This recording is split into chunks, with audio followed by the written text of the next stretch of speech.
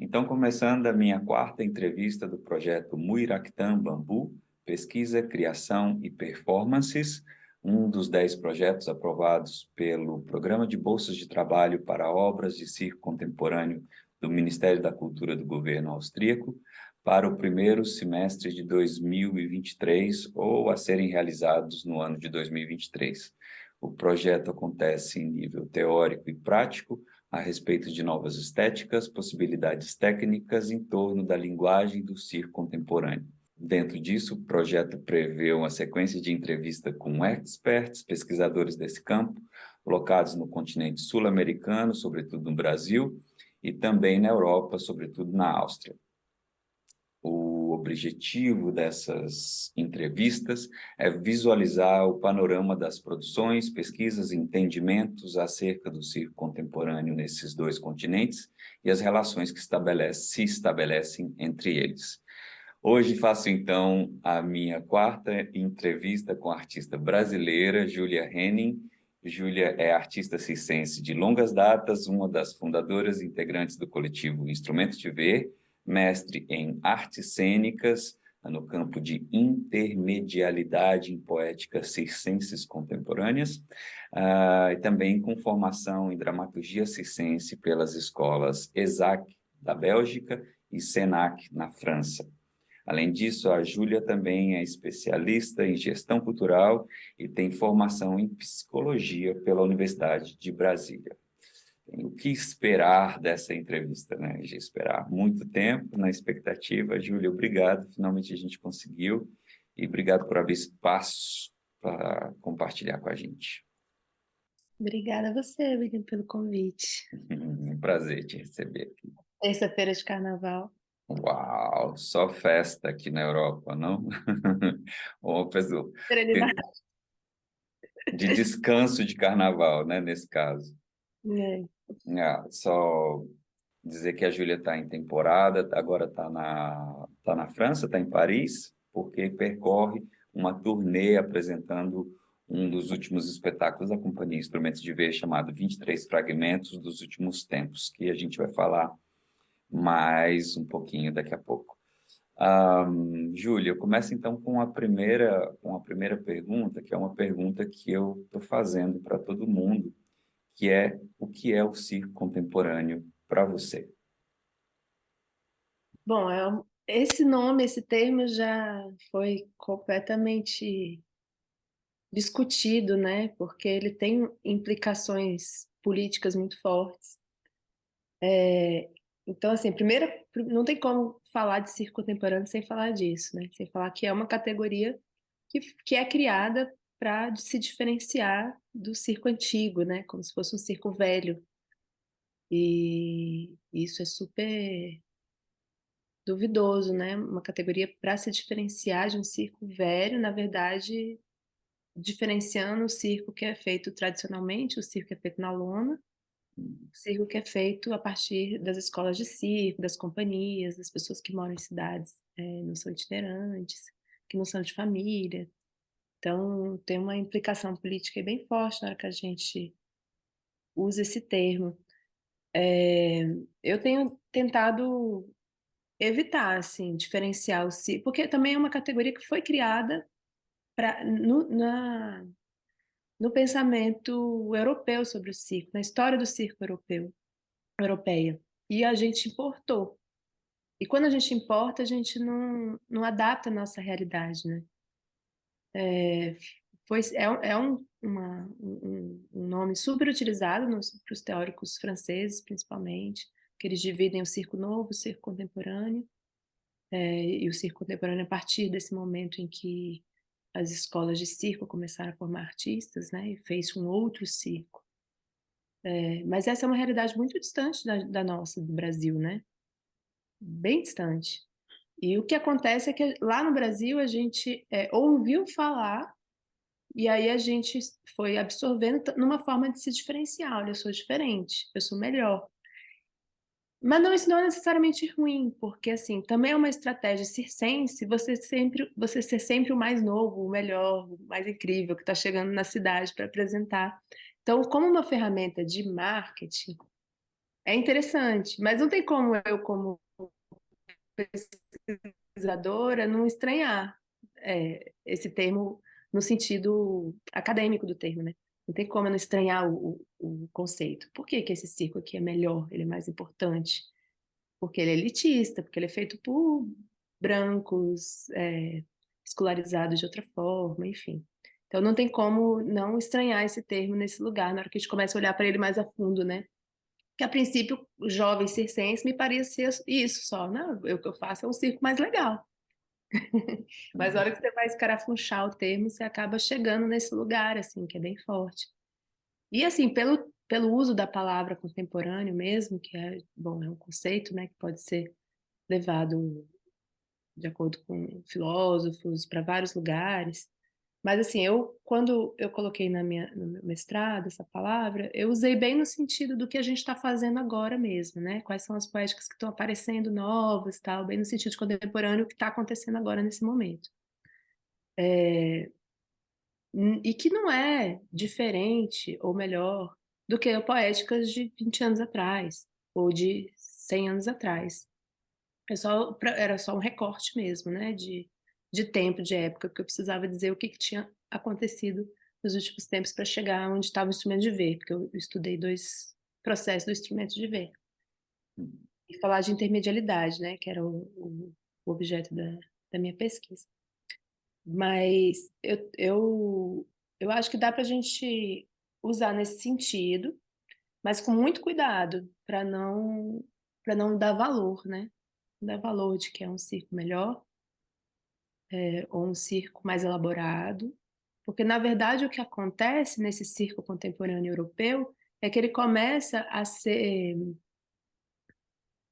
tem até uma perda aí que talvez a gente esteja tentando recuperar agora, que ele começa a ser os espetáculos começam a ser dirigidos por tem várias hierarquias aí, ver se consigo explicar. Tem uma hierarquia de que o circo é uma arte menor. Então, para isso, ele precisaria de outras artes, outros procedimentos e outras estéticas das outras artes cênicas, da dança, do teatro, para poder se elevar culturalmente, para chegar num nível de status mesmo social. Então, é muito político esse termo, né? E aí, quando nas escolas de circo, as primeiras escolas de circo na França, elas começam a buscar diretores de outras áreas para poder elevar, né, o nível dos espetáculos. Tá vendo quantas camadas tem aí? E aí saem espetáculos teatralizados, espetáculos ou espetáculos que têm uma dramaturgia bem da dança contemporânea ou do teatro contemporâneo da época, enfim. E aí esses espetáculos seriam os espetáculos de circo contemporâneo. Hoje em dia ficou até meio datado, né, esse termo, porque acabou que a gente, por exemplo, no Brasil, a gente importou a estética sem ter passado pelo processo, né? Porque no Brasil a gente não tem essa escola de circo que tem aqui, com dinheiro, com estrutura, com caminho, né? Como é que fala? Que vai perpetuando, né? Que vai uma coisa, né? Depois isso, depois aquilo, depois aquilo outro. A gente tem muitos cortes na formação. Essa cadeia produtiva, né? Uma política que desenvolve uma cadeia produtiva. Totalmente fragmentado lá no Brasil. A gente importa as estéticas também no lugar um pouco colonizado às vezes, muitas vezes, porque é mais parecido com o circo europeu, então é mais bonito. Mas a gente também tem um rechaço a isso, né? Também tem um rechaço. Ah, isso é circo contemporâneo, isso é chato, é circo contemporâneo. Então também tem um que é bem brasileiro, assim, que é essa coisa de pegar o que vem de fora, pega de qualquer jeito, não entendi de onde isso veio, aí eu pego, faço do meu jeito, aí fica com uma cara, fingindo que quero ser, mas não é. É bem brasileiro esse movimento, né? Um pouco mais caótico ali na apropriação antropofágica das coisas. E, e é isso, aí é isso. Acabou que no Brasil virou o circo contemporâneo é o circo com uma estética europeia.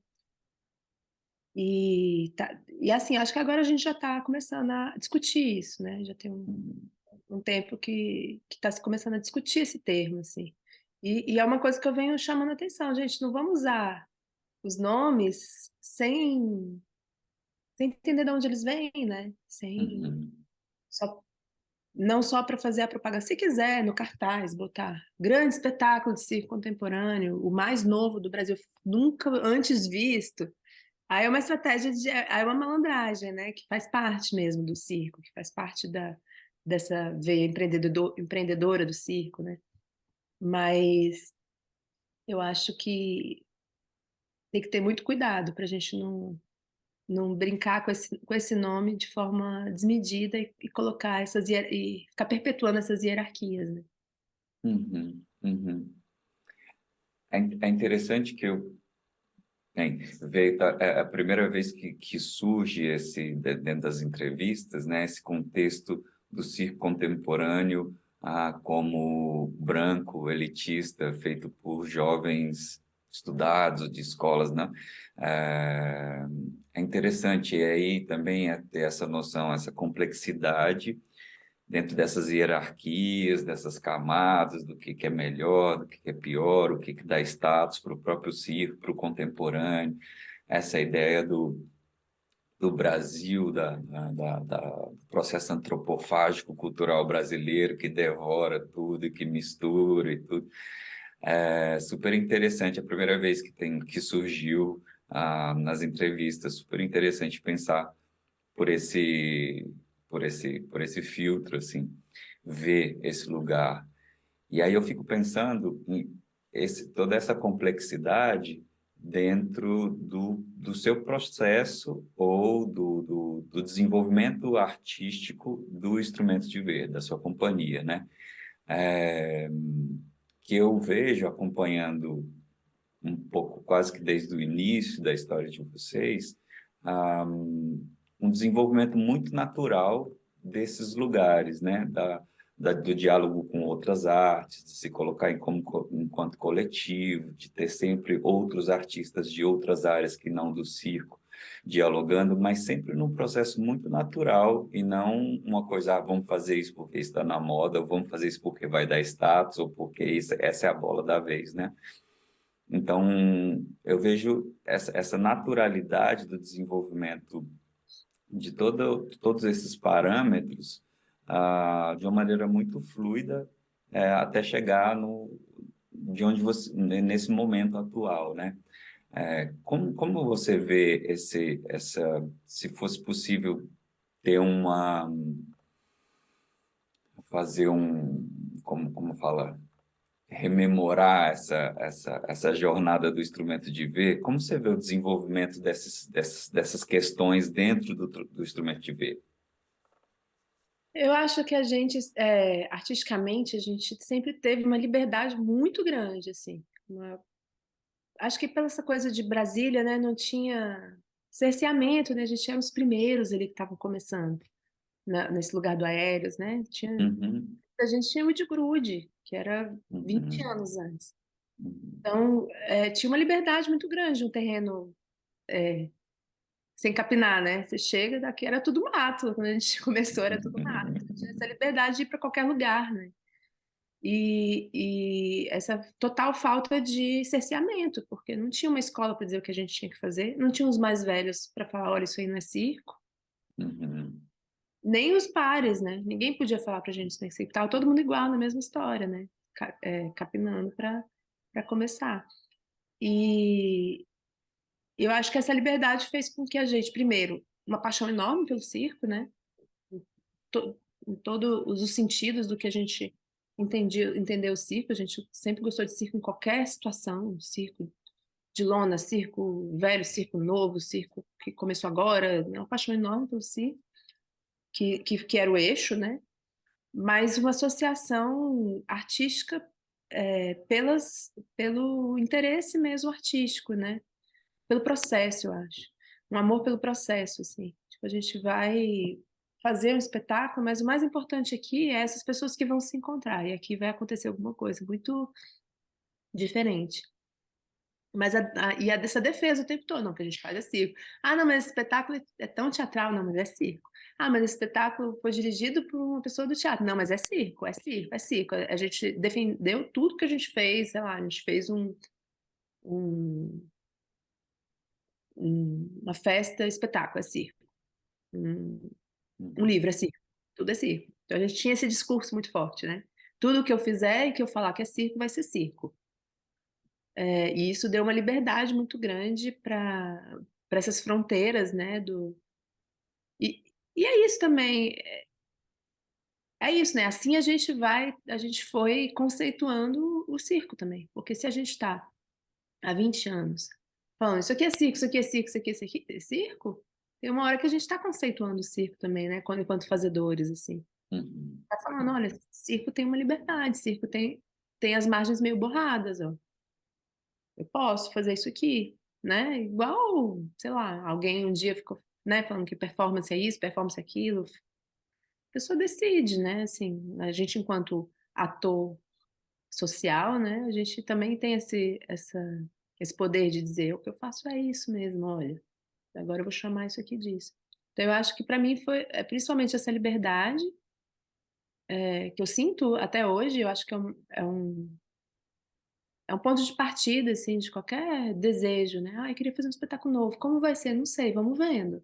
Mas eu queria que fosse assim, ah, tá, vamos tentar. Ah, mas ia ser legal também, né? E um desdobramento dos processos, como a gente bota muito foco no processo, depois o processo ele rende muito. E aí dá para se desdobrar em vários caminhos.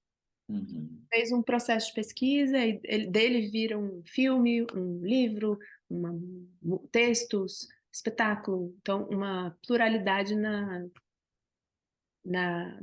mídias, né, que sai o espetáculo, no suporte. Uhum. Então, Uhum. é uma pesquisa que vale para várias coisas. Então, acho que se eu fosse dar um nome assim para o instrumento de ver do que a gente faz, não seria circo contemporâneo, mas circo de pesquisa. Interessante. Uhum. É legal porque conversando com a Carol, né, foi a primeira entrevista que eu fiz aqui, a Carol, que também, para quem não viu, pesquisadora, pós-doutora em circo, ela, quando eu perguntei para ela o que era circo contemporâneo, ela justamente falou dessa dificuldade em, em, em, em se delimitar o que é, o que não é, e que ela existe esse embate, esse conflito político de defesa de lugares, mas que para ela, ela conhece, sabe como funciona, mas para ela é mais interessante ver e estudar as companhias que se definem enquanto circo contemporâneo. Ah, essa diz que é circo contemporâneo. Por quê? Como que é, né? E é interessante que no caso de vocês, como você coloca, não existiu uma defesa de que nós somos circo contemporâneo, mas nós somos circo. É um movimento que vem do outro lado, né? Não é um circo que quer ser contemporâneo, mas é uma produção que se define como circo, mesmo tendo múltiplos formatos, né? E expressões e diferentes veículos de divulgação e expressão, né? De uma pesquisa. É muito bacana de ver essa singularidade dentro do contexto. Só para quem de repente não conhece, porque espero que que essa entrevista chegue aqui para os artistas austríacos, que eu também vou pesquisar, vou entrevistar no final da pesquisa. É, quais artistas, ou não por nome, mas como eu diria, que tipo de artista tem no coletivo Instrumento de Ver, só para quem não conhece? Tem um fotógrafo permanente. Fotógrafo, tem audiovisual, músico, mas assim, a gente, como essa coisa do coletivo, ela é bem fluida, né? Entra, Uhum, sai, vai, vem, é bem, a nossa formação é bem aberta, assim, depende do projeto. uhum, No projeto a uhum, gente se abraça, fala, agora somos um coletivo, vamos fazer isso aqui? Vamos, Ju. Aí desfaz, cada um vai para um canto, né, William? Uns vão para a uhum. Áustria. Aí depois de novo eu falo, vamos fazer isso aqui? Vamos. Então, acho que tem esse formato meio ameboide, assim, e eu, Bia e Maíra no núcleo, né? Tipo, não vou, gente, a gente não é uma coisa aqui, não é uma Uhum. massa disforme. Le premier bonheur du jour, c'est un ruban de soleil Mas é isso, a gente abraça o que o projeto precisar, o que as pessoas, porque também tem um envolvimento afetivo, né? Uhum, Das uhum, pessoas, não é só objetivo, né? Tipo, não, a gente quer, pô, a gente te curte, né? Em todos os sentidos, assim, vamos fazer um projeto juntos? Isso, porque isso dá um ânimo, né, para o projeto da vida. uhum. Eu do lado de fora eu fico vendo é, o percurso de vocês e como vocês desenvolveram o trabalho nesses 20 anos. Para quem não sabe também, que porventura possa estar vendo a entrevista, eu tive a sorte, o prazer e a honra de dirigir um dos primeiros espetáculos da companhia, né, que foi o Parabolé. E aí tem um parâmetro de ver essa ansiedade da pesquisa e a ansiedade de chegar num lugar que naquele momento, talvez pela nossa juventude, a gente não conseguiu chegar nesse lugar, e eu vejo vocês chegando nesse lugar com 20 anos depois. 20 anos depois, alcançando a liberdade poética de expressar com peças de Lego. E talvez naquele momento, há 20 anos atrás, falou, não, pera, poderíamos, é possível, não? E agora vocês chegam nesse lugar de expressão de material, de liberdade, que é belíssimo, assim. Você fala, uau, encaixa, tem a ver, né? Passando pela fotografia, pela dança contemporânea, pelo audiovisual. Então, convido para quem não conhece de dar um Google aí na companhia. Eu vou deixar aqui o link também na descrição do vídeo. Vocês podem acessar e ter mais contato com a produção do Instrumentos de Ver.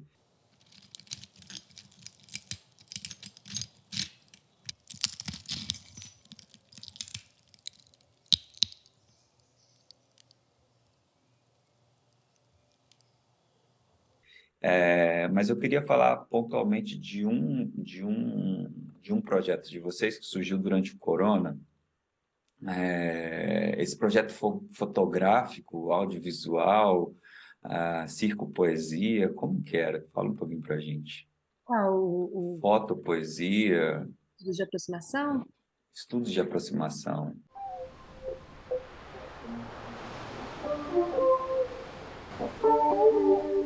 Esse foi bem do momento, assim, né? Porque a gente ficou muito tempo sem se ver, eu, Bia e Maíra, porque a gente era de núcleos diferentes, né? Assim, enfim, no Brasil a gente que decidia nossos. Não tinha governo, né? O governo se ausentou Uhum, de decidir qualquer coisa. Então a gente se isolou mesmo. Eu uhum, encontrava com Maíra, não encontrava com Bia. Depois de um certo momento comecei a encontrar só com Maíra, porque ela é madrinha da Laís, tal, a gente trocava. E aí, sei lá, 8, 9 meses só se encontrando no Zoom, né? Decidindo e tendo um galpão para sustentar. Muito trabalho para deixar aquele galpão em pé, meu Deus do céu, muito trabalho. imagino. E, e aí a gente, depois de muito tempo, a gente começou a sentir uma ânsia, de criar em cima do que estava acontecendo, né? Era tudo muito intenso, emocionalmente, economicamente, politicamente. A gente estava bem atravessada. No começo a gente ficou bem imobilizada, assim. Mobilizada, a gente fez um monte de coisa, mas ficou sem conseguir, criar artisticamente. A gente só pegou o que a gente já tinha e foi disponibilizando, né? E fez eventos de conversa, grupo de estudos, tal, mas a gente não criou nenhuma obra. E aí Uhum, a gente começou a sentir essa vontade de criar. Ah, como que a gente vai fazer? Cada uma tinha uma realidade completamente diferente da outra, uma disponibilidade completamente diferente da outra.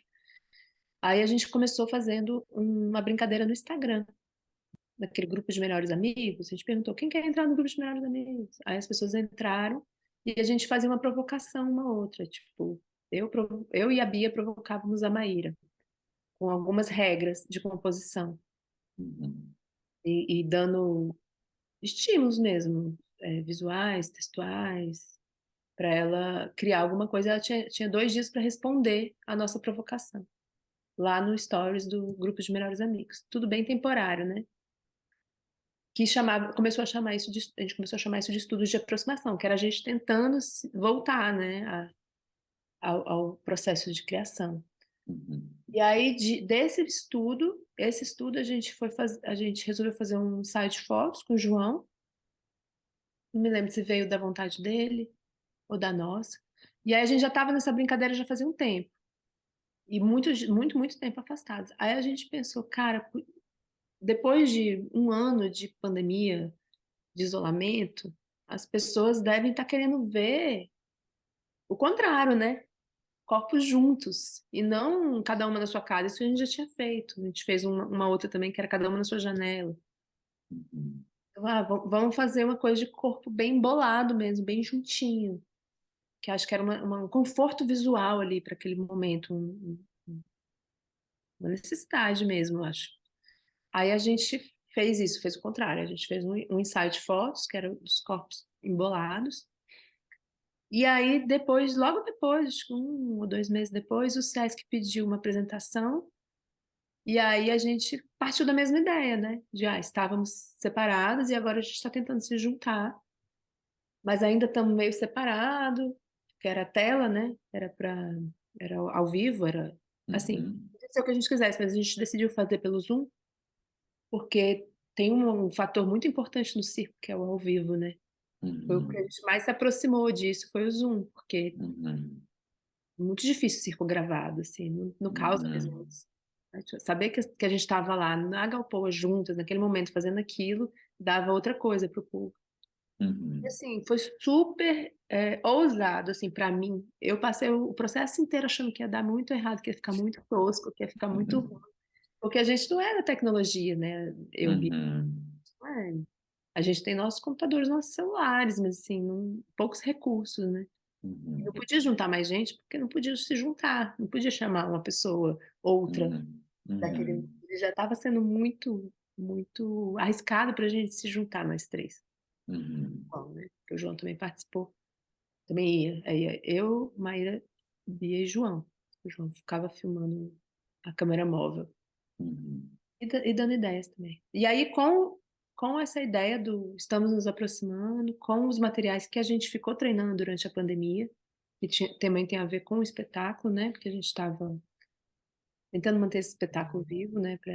Para não morrer, porque a gente sabia Uhum. que tinha uma chance da gente retomar ele no final da pandemia, quando ela acabasse, que a gente não sabia quando. Então a gente ficou treinando com os materiais. E aí a gente fez esse espetáculo no Zoom, que foi muito legal, no final das contas. Foi muito legal. A gente trouxe para o público um ângulo que eles não estavam acostumados a ver, né?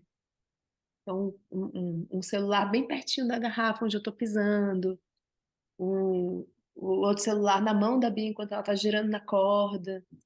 Então, essas coisas trouxeram um efeito muito gostoso para quem estava assistindo. A recepção foi ótima e depois eles chamaram mais, assim, o Sesc ficou chamando a gente para participar do palco giratório, então a gente apresentou mais várias vezes.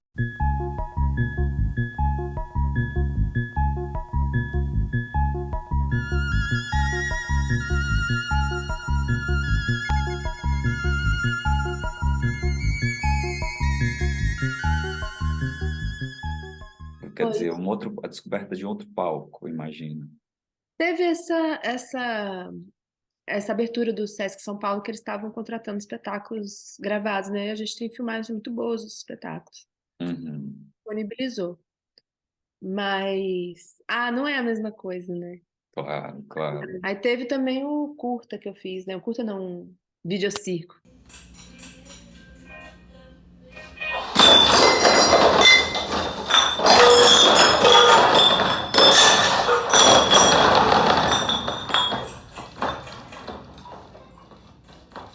Fiz também sozinha. Eu filmei, eu editei. Ocupe-se somente de coisas frágeis. Continue ocupando-se de coisas frágeis com cuidado, até que se tornem preciosas. Também a mesma coisa, né? Aproveitando ali o momento da situação para, sei lá, tirar alguma coisa de dentro, né? Preciso fazer alguma coisa. Não é fácil usar o silêncio para comunicar.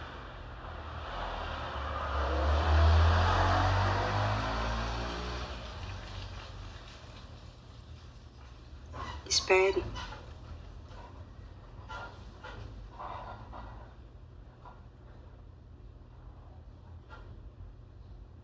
Espere.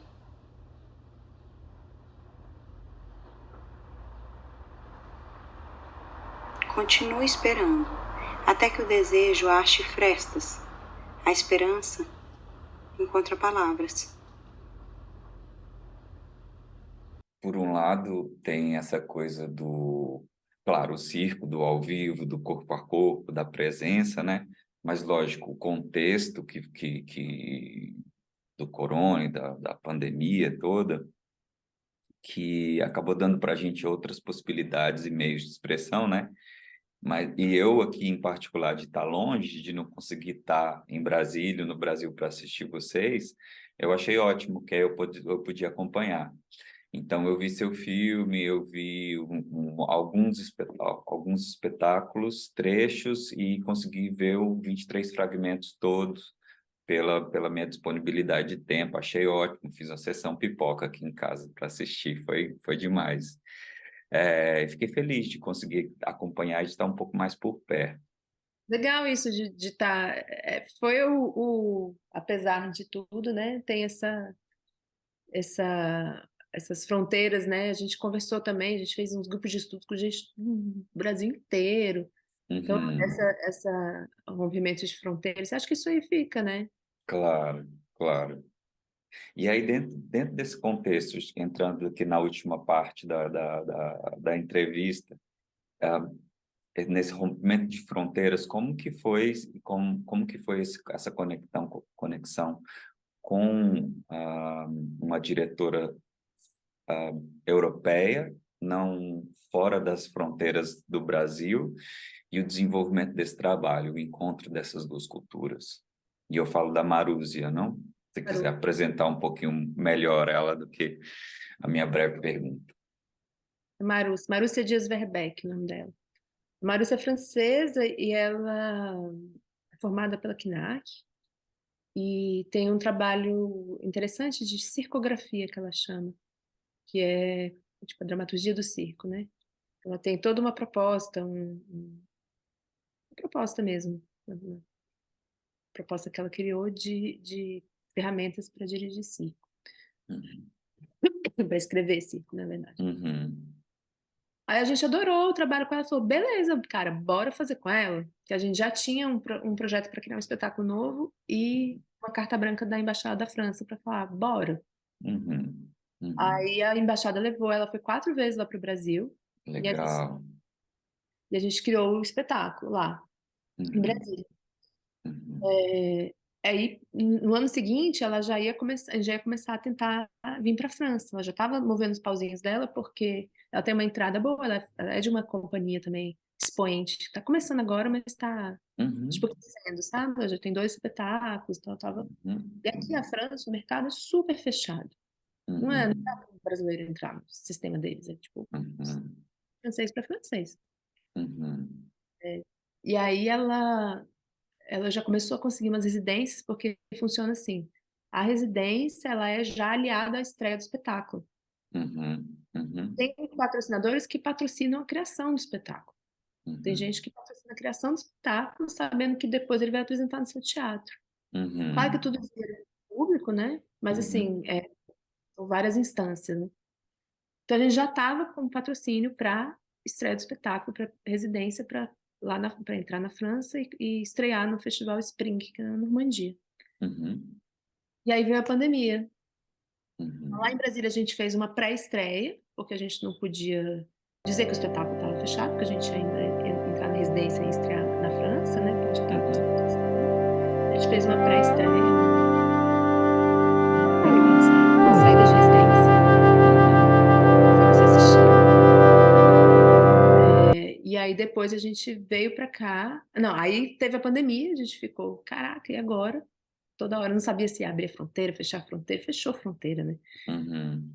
No final de 2021, a gente teve que vir para cá como é que chama? Salvo-conduto da embaixada para deixar a gente passar, porque as fronteiras estavam fechadas, porque Uau. diplomaticamente o Bolsonaro estava irritando o Macron, e aí Uhum. fechou a fronteira para o Brasil.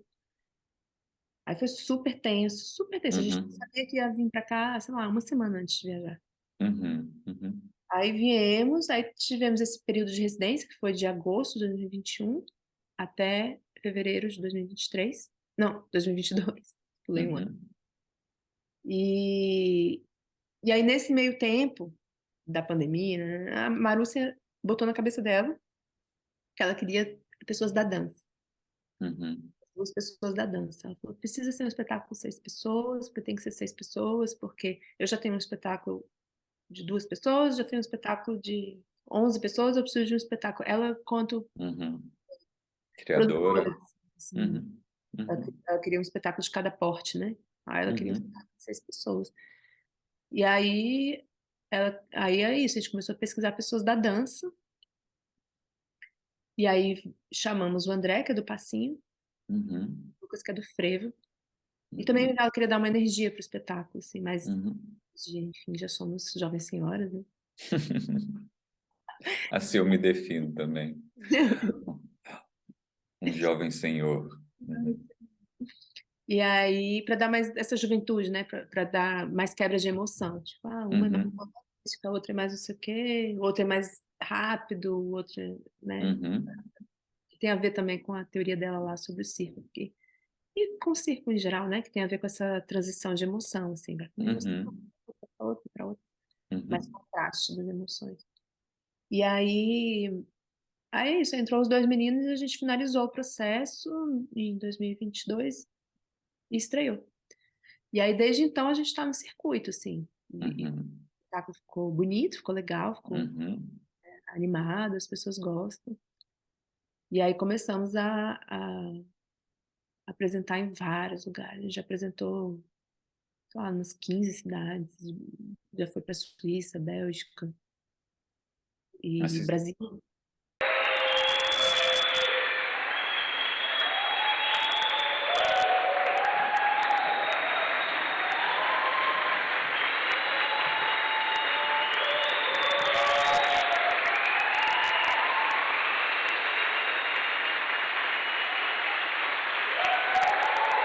vocês passaram por grandes e importantes festivais, não só de teatro, não só de circo, mas também de arte contemporânea. Não, o festival da Suíça não é um festival só de circo, né? É um festival de arte contemporânea. Como que é tá nesse lugar e ver esse panorama de produções europeias nesses festivais?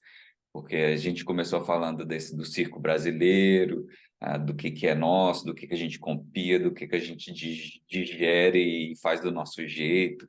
Fico curioso para saber como que é essa brasilidade e a identidade do coletivo, que é tão singular, que a gente já falou, dentro desse contexto de festival e produção europeia. Tem muitas camadas aí também. Porque, assim, em primeiro plano, não tem como, assim, a gente está nesse contexto europeu, a gente está como em segundo plano. Não tem como a gente estar em primeiro plano.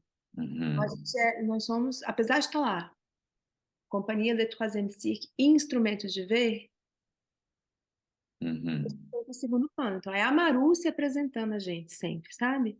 Maru uhum, fazendo o Instrumento de Ver. uhum, É muito... É um ambiente... A Europa, eu não sei a Europa, mas a França ela é bem protecionista, assim, do que é dela. uhum, uhum, Então, é uhum, como... só sendo estrangeiro, né? Para sentir essas coisas. É sutil. Tá lá, a uhum, divulgação tá lá direitinho, tá? Então é isso, a gente tá sempre um pouquinho atrás, assim.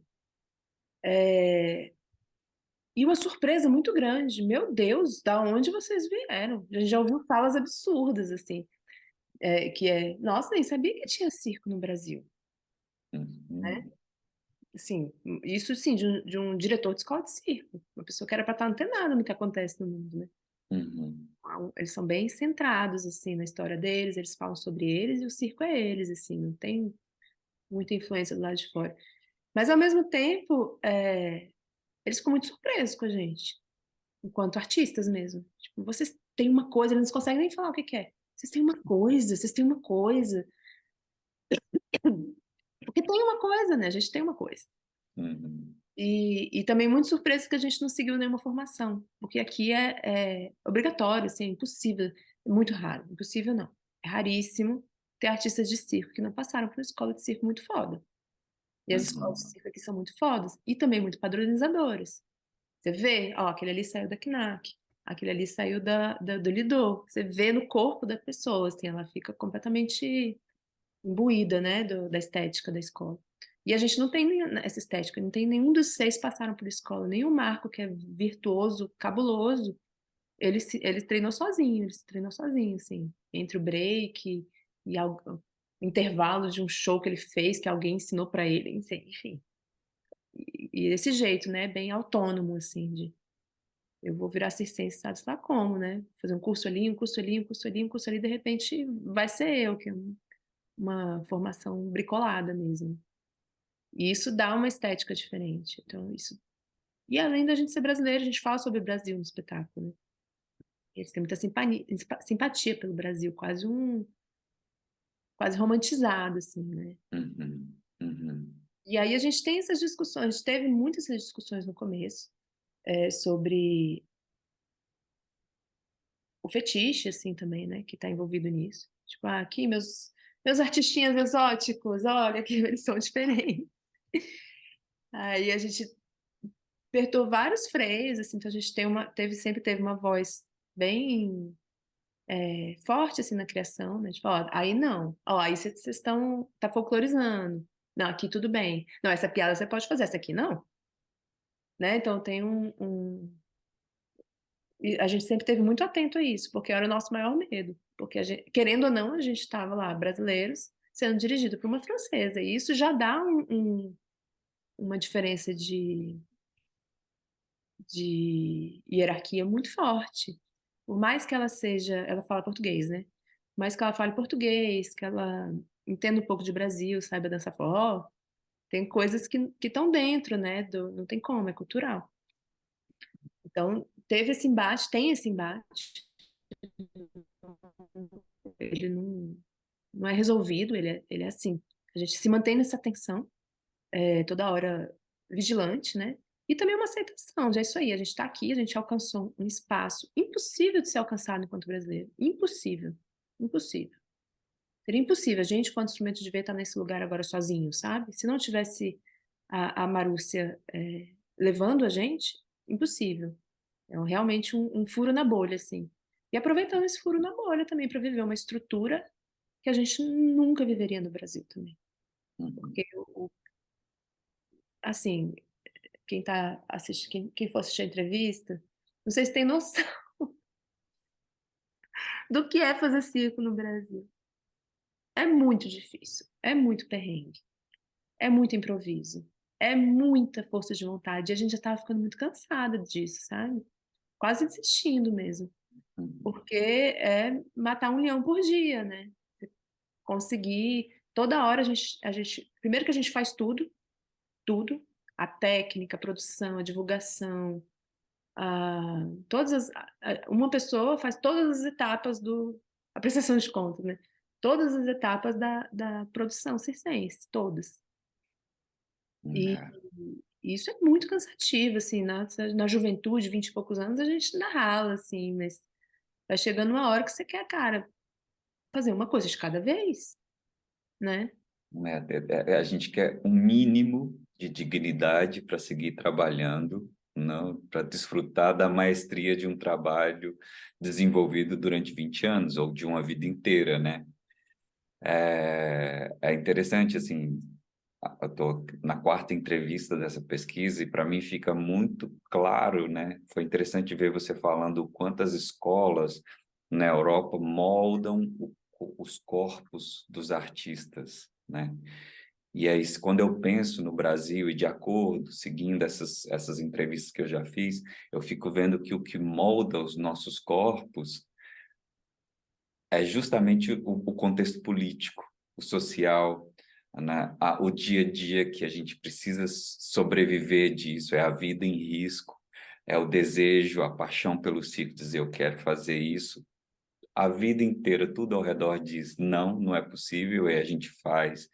Então, essa luta esse risco, a luta pela sobrevivência é o que mantém a gente, é o que molda os nossos corpos, né? E eu vejo que quando a gente chega em cena com esse corpo ativo, né, ativado pelo risco de não sobreviver mais, isso gera uma presença diferente. Eu acho que é esse lugar que essas pessoas falam, não, mas vocês têm umas coisas diferentes, eles não sabem nem dizer, né? Então, não sei, isso para mim é uma coisa que a cada entrevista tem ficado muito, muito claro, imaginando esses dois lugares, assim. E é muito legal de ver vocês e ter esse depoimento seu desses lugares, porque, de fato, é um lugar de choque, de conflito, né? Por mais que ele seja belo, harmônico, abundante, né, de estar nesses festivais, de passar por tudo isso, de ser super aplaudido em todas as sessões que vocês têm passado, né, levando a brasilidade do que se espera ser brasileiro, né, e em diálogo com isso tudo, mesmo assim, gera o que me fez entender o que eu sentia, é que ainda assim existe conflito, né? Existe embate, não é uma coisa ah, soft, que entra uma coisa na outra. É, é. Tem sempre uma tensão, não tem como. Uhum, uhum. Bom, primeiro que Bom, é isso, ser representante de um Brasil é muito forte, uhum, né? uhum, Muito forte. uhum, A gente não pode dormir no ponto e deixar passar. Coisa que não dá, tem coisa que a gente tem que brigar mesmo, porque é ideológico, né? uhum, uhum, uhum. Super. Eu sinto que a gente podia ficar aqui conversando por muito tempo. Tem algumas vidas, como eu te falei, né, para colocar, a serem atualizadas desde então, da última vez que a gente se viu e de quanto de histórias aí para compartilhar sobre, por exemplo, eu vivo agora, para mim é muito latente essa coisa de ser estrangeiro, né? Então, quando você está ali no Brasil, tipo, você é um ser. Quando você cruza a fronteira, você vira estrangeiro, você já passa a ser lido de uma outra forma. Então, e você está sempre ali na margem, não está no centro. Então, chegar no centro, estar no centro como vocês estão, é uma afronta, né? Que gera esses conflitos, enfim. Mas eu fico super feliz e orgulhoso de ver vocês desfrutando e passando por esses lugares. Já estava aqui, como você sabe, aguardando essa entrevista já há um tempo para saber justamente porque vocês trazem uma coisa que eu estou buscando, que é saber como que é botar esses dois lugares para se encontrar, né?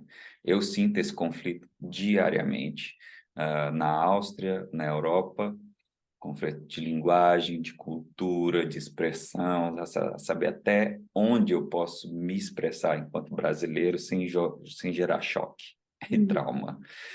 Mas, enfim, fico feliz e agradecido pela entrevista, pela sua colaboração. De repente a gente faz uma finalização aqui para o vídeo, mas a gente fica depois com alguns minutinhos para conversar um pouquinho mais.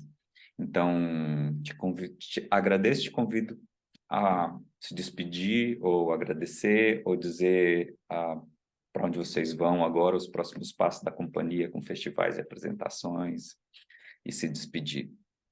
Obrigada, Eliane, pelo convite. Eu adoro sempre conversar sobre circo, é um assunto que me mobiliza bastante. Uhum. É, Isso, pode falar. não, eu só ia te perguntar para onde vocês estão indo agora, qual é a... Vai para Amiens, que é uma cidade aqui perto, e depois a gente volta em junho para aqui para Paris, para um negócio chamado Maison de Metallo, que parece que é bem interessante, casa alternativa, assim. Uhum. Legal. Então tá, então para quem assistiu e acompanhou o vídeo até agora, muito obrigado por seguir. Convido também a seguir conectado com as entrevistas. Ainda tem bastante gente a ser entrevistada aí. A ideia é de que sejam 2 entrevistas por mês, entrando cada vez mais no contexto europeu, mas sempre com os pés aí no Brasil. Sejam bem-vindos e até a próxima.